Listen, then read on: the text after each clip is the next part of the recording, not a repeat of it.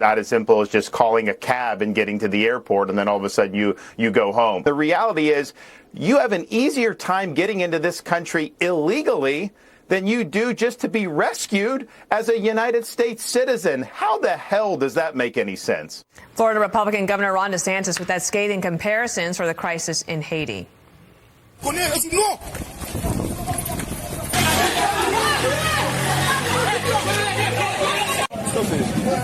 And as violence surges in Haiti, the State Department says it's only managed to rescue about 230 Americans.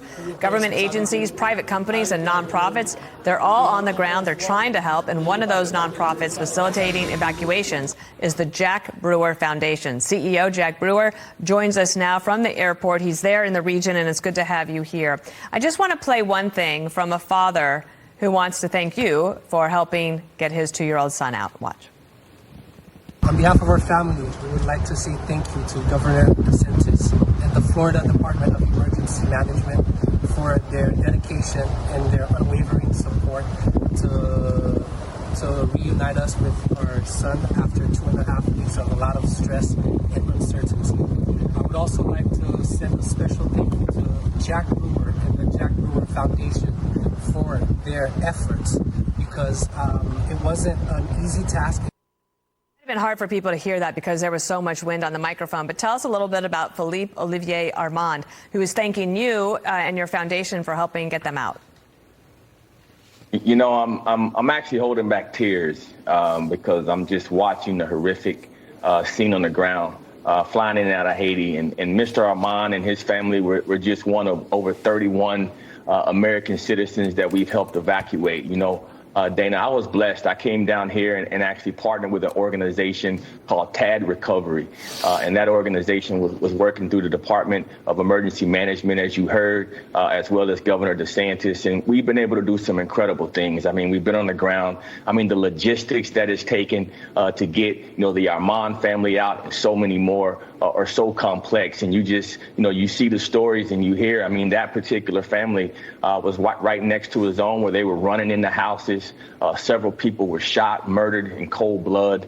And just to hear these families going through this type of situation, and these are Americans, right, you know, 90 minutes from our border. But just like Governor DeSantis said, it's so complex to get these folks out of there. I've been working night and day. Literally night and day, coordinating efforts between the State Department, between all the different ministries and the airport coordination. It's been so complex, but I couldn't have done any of this without TAD Recovery Services and you know, who was sent here by Governor DeSantis.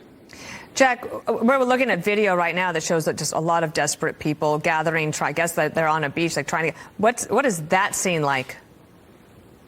So that scene is right. It's in Haiti. It's in one of the major cities. This is how people live every day. And you gotta imagine when all your ports are controlled by gangs. The famine is so extreme. You got 1.4 million people, really more than that right now, that are going through famine. You have another 4 million that can't get regular access to food. These are big numbers, and so it's chaos. I mean, if you can imagine when your baby's going to sleep at night with no food. And the Americans are trying to get out. I had a woman who was stuck in America for 24 days. We just got her home yesterday, and she missed her daughter's wedding. Her daughter had a wedding date set. And so it's really been a chaotic time, and it's so unfortunate that, you know, it's so hard to get people out. Yesterday, we were the only organization on the ground that had helicopters landing in the only international airport operating in Haiti. So that tells you how difficult these conditions are. And so each life that we're able to save is a blessing, but we need help. Dana, I'm calling on America. I'm calling on Governor DeSantis. Continue your funding.